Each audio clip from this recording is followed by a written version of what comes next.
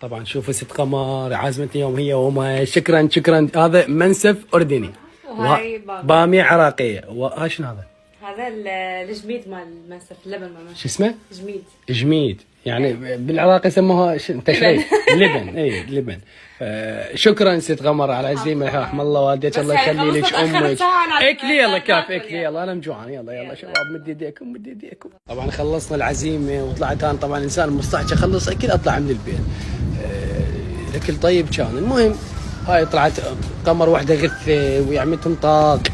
ها تبقوا وياي طلعتي؟ انا عبالي لعبتك في البيت، عبالي لعبتك. المهم الاكل طيب، عاشت ايدكم على المنسف الطيب، وبحاولوا دائما تعزموني على المنسف، يعني تعرفون انا احب المناسف. طبعا والله المنسف الاردني يجنن. انصحكم اللي ما ذاق المنسف الاردني يروح يذوقه بسرعه، بس ما اعرف انه لان هم سووا طيب، لان هو بشكل عام طيب، بس هو طيب يعني هو مو طيب بس امي سوت. لا طيب.